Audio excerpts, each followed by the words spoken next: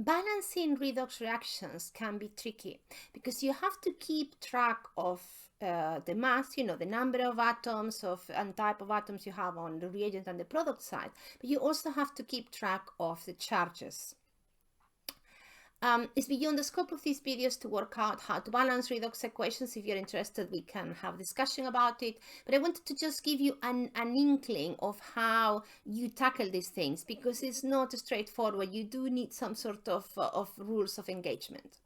So let's have a look at this relatively straightforward reaction. You have SN tin 2 plus that reacts with iron 3 plus to produce tin 4 plus and iron 2 plus.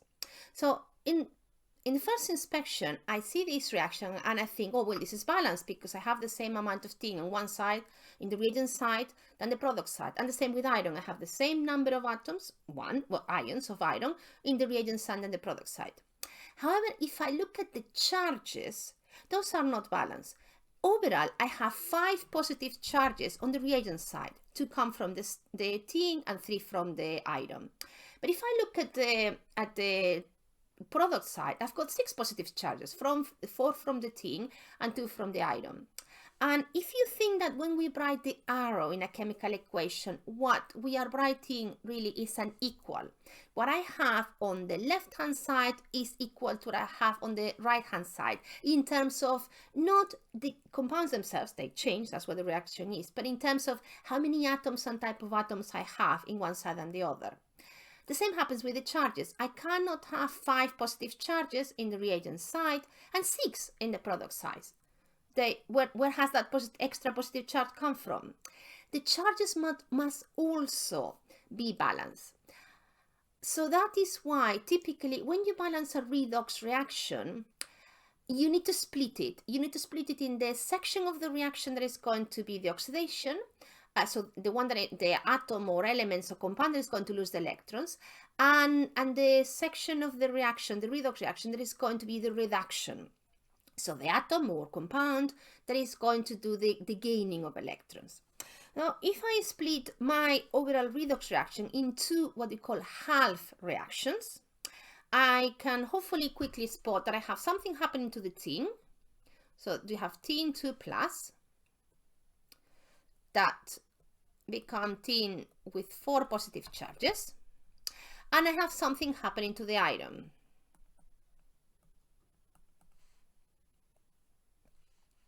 I've got iron, that was iron 3 plus, that becomes iron 2 plus.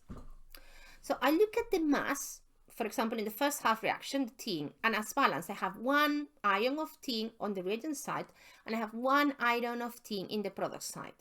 But the charges are different. I have 2 positive charges on the reagent side and 4 positive charges in the product side. And I need to tackle that. So how could I do this? How could I make that plus 2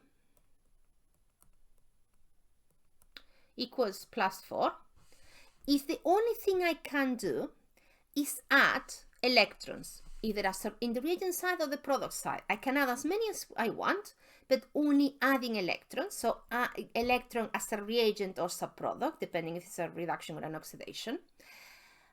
And each electron is going to give me a negative charge. So, well, if I look at my plus 4 equals plus 2, if I look at my plus 2 equals plus 4, that's clearly not the case. But if I added 2 negative charges here in the side of the plus 4, so my product side, then yes, 4 minus 2 is 2, and yes, definitely plus 2 equals plus 2. How do I translate that into my equation? Well, every time I add a minus 1, what I'm adding is 1 electron. And where am I adding it? On the product side. So what I'm doing here is adding 2 electrons, and each electron is giving me a negative charge. So then when I look at the charges again, yes, in the reagent side I haven't done anything, so my charge is still plus 2.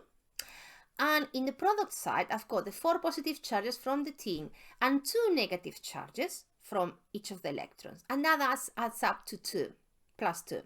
So that half reaction, tin 2 plus to become tin 4 plus, is now balanced in both mass which was before, and charge. And in that reaction, the tin has lost electrons. They are in the product side. You've got tin 2 plus that becomes tin 4 plus and liberates 2 electrons. So that loss of electrons is an oxidation reaction. So that's my oxidation reaction. Fair enough. Let's tackle now the iron. So I've got iron with 3 positive charges. That becomes iron with 2 positive charges.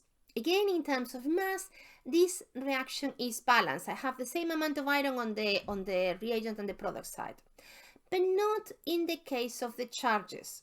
I've got 3 positive charges in the reagent side and only 2 in the product side.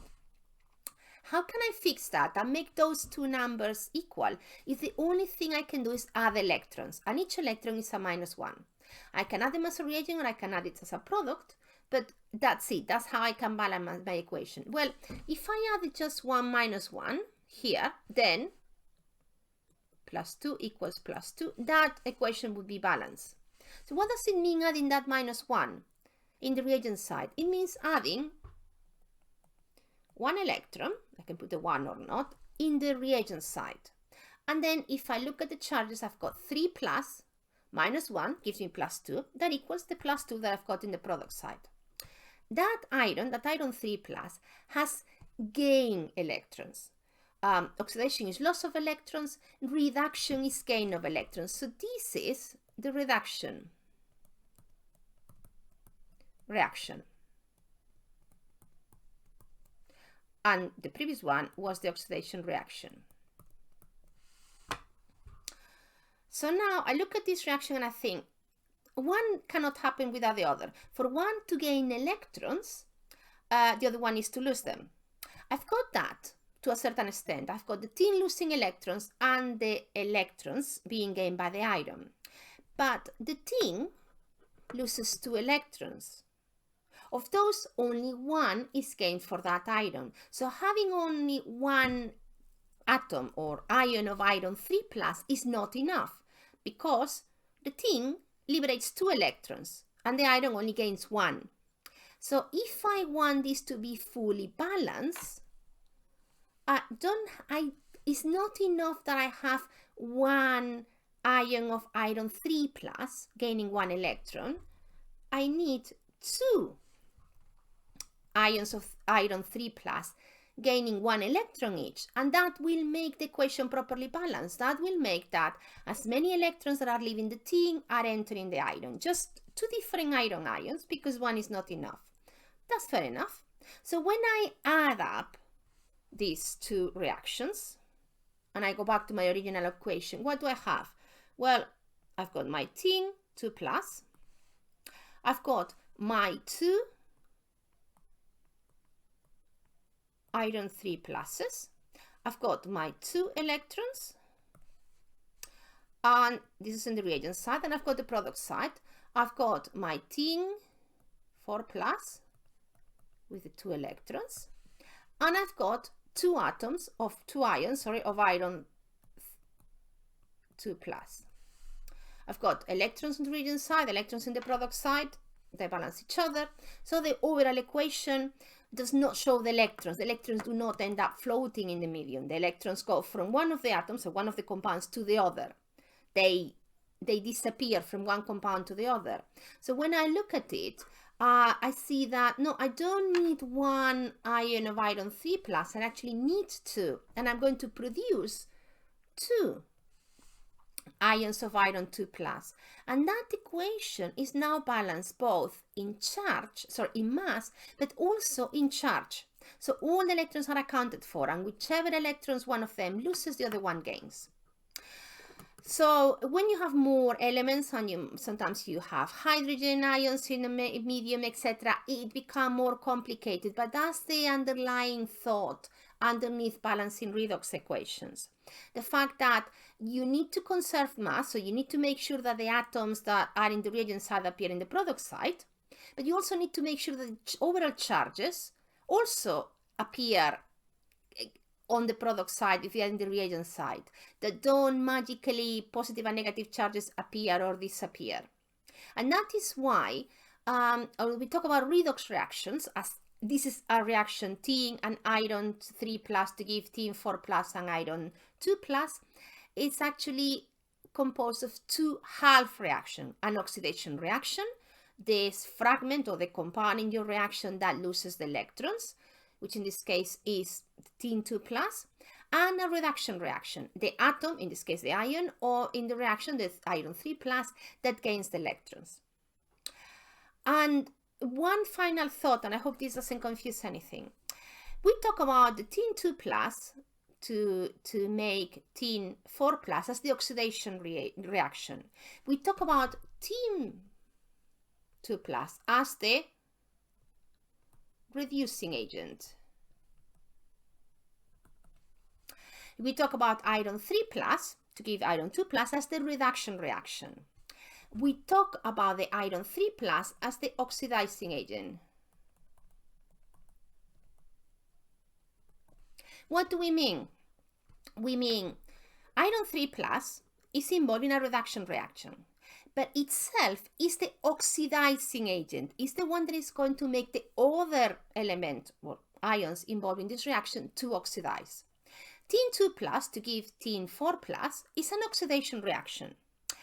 The tin 2 plus is the reducing agent, is the one that is going to liberate the electrons that the other one is going to gain. So oxidation and reduction reactions talk about what happens to the atoms or compounds in the reaction. The word agent, reducing and oxidizing agent, talk about the effect of those atoms or compounds in the other half reaction. So the reducing agent is the one that undergoes the oxidation reaction, is the one that is going to lose the electrons that will be accepted by the other half reaction, by the other element in this redox.